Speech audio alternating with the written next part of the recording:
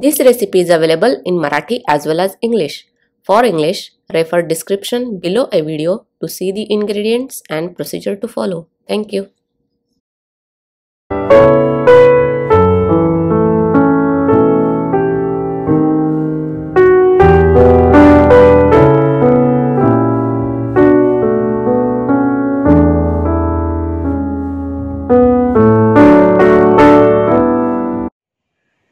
नमस्कार, मी रेखाच किचनमध्ये आपणा सर्वांचं खूप खूप मनापासून स्वागत.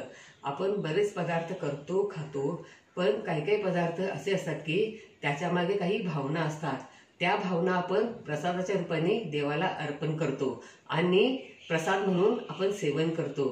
तर आज आपण असाच एक पारंपरिक पदार्थ करायला सोपा आणि पटकन होणारा पाहणार आहोत. त्या पदार्थाच्या नावातच देव आहे आणि तो पदार्थ म्हणजे देवखीर. थंडीत पावसाळ्यात देवखीर गरमागरम खायला खूपच टेस्टी आणि छान लागते आणि पौष्टिक देखील आहे.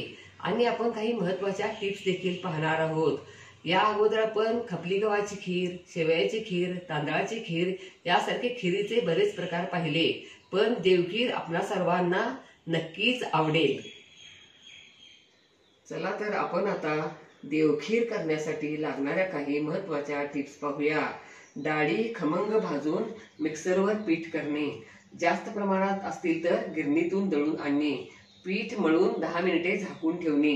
जास्त घट्ट किंवा मऊ मळायचे नाही. चपातीच्या कणकेप्रमाणे मळले तर चालते. त्यातला एक गोळा घेऊन जाडसर लाटणे. म्हैसीचे फुल क्रीमचे दूध घेणे. दूध आटवायला ठेवून त्यात कणकेच्या पट्ट्या घालणे.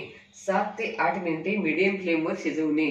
नंतर चारोळी, वेलची पूड, जायफळ पूड घालणे. केशर घालणे. आवडत असेल तर ड्रायफ्रुट्स घातले तरी चालतात. गोड तुम्हाला कसे आवडते त्या प्रमाणात साखर घालणे.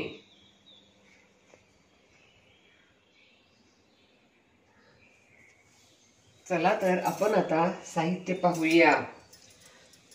पाणी, या मेजरमेंटच्या कपानं 1 कप गव्हाचं पीठ, पाव कप ज्वारीचं पीठ, फुल क्रीमचे म्हैसीचे 500 ml म्हणजेच अर्धा लिटर दूध, 2 टेबलस्पून साखर, 1 टेबलस्पून हरभरा डाळ, 1 टेबलस्पून मूग डाळ, 1 टेबलस्पून साजूक तूप, 1 टीस्पून चारोळी, 1 टेबलस्पून मसूर डाळ, दुधात भिजवलेले केशर, पाव टीस्पून जायफळ पूड, 1 टीस्पून वेलची पूड, अर्धा टीस्पून मीठ, अर्धा टीस्पून बडीशेप पूड.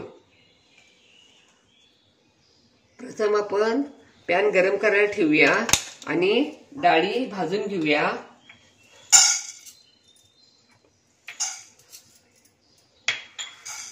डाळी खमंग सोनेरी रंगावर भाजूया आणि थंड करायला ठेवूया आणि थंड झाल्यावर याची मिक्सरवरती पूड करून घेऊया. डाळी खमंग भाजून मिक्सरवरती पूड करून झाली. बघा, या पद्धतीने पूड करून घ्यायची. आणि आता आपण पीठ मळूया. गव्हाचं पीठ, ज्वारीचं पीठ, हे डाळींचं पीठ,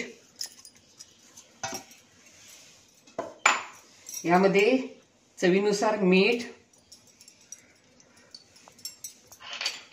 आणि 1 टीस्पून साजूक तूप. आपण हे थोडं थोडं पाणी घालत चपातीच्या कणकेप्रमाणे किंवा पुरीप्रमाणे मळून 10 मिनिटं झाकून ठेवूया. पीठ मळून झाले. याला थोडासा तुपाचा हात लावून असं चिंबूया आणि 10 मिनिटं झाकून ठेवूया. तोपर्यंत आपण दूध आटवायला ठेवूया. पॅनमध्ये दूध ओतूया. दूध जास्त आटवायचे नाही, थोडं आटवायचं आहे.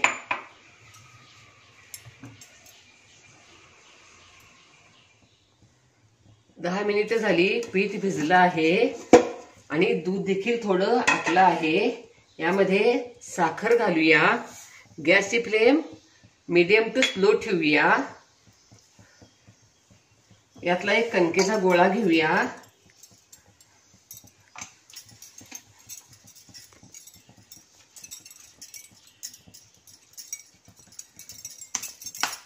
आणि कोरडं पीठ याच्यावरती टाकूया पोळपाटावरती आणि लाटूया. थोडंसं जाडसरच ठेवायचं आहे, जास्त पातळ लाटायचं नाही। दोन्ही पोळ्या लाटून झाल्या बघा, या पद्धतीने इतकी जाडी ठेवायची आहे आणि आपण आता पट्ट्या कट करूया। तुम्हाला हवा तो आकार कट केला तरी चालतोय, शंकरपाळी सारखा वगैरे। या पट्ट्या देखील कट करून त्यामध्ये घालायच्या आहेत, पण या पट्ट्या एकसारख्या होतात।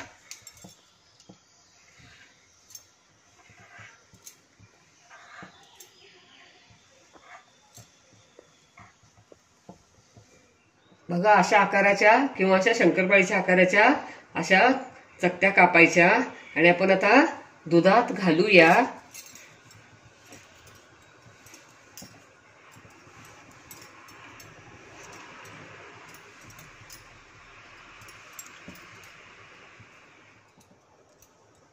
दुधात पट्ट्या घालून झाल्या। तुम्हाला घट्ट दाटसर कशी खीर आवडते त्या प्रमाणात दूध घातले तरी चालेल। मी आणखीन पाव लिटर दूध यामध्ये घातलं आहे आणि गोड तर आपल्या आवडीप्रमाणे घालायचं आहे, त्याप्रमाणे साखर घातली तरी चालेल। याला आता उकळी आणूया आणि गॅसची फ्लेम उकळी आल्यावर मंद करूया आणि मंद गॅसवरती 7 ते 8 मिनिटे शिजवूया। याच्यावरती झाकण ठेवूया आणि मधून मधून हलवत राहायचं, म्हणजे तळाला दूध लागणार नाही।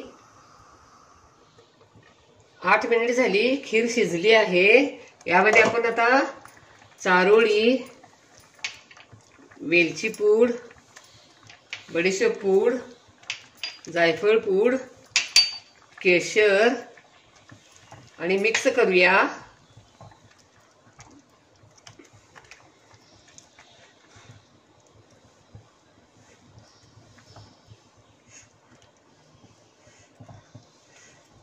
देवखीर बघा किती छान दिसत आहे आणि मस्तपैकी देवखीर तयार झाली।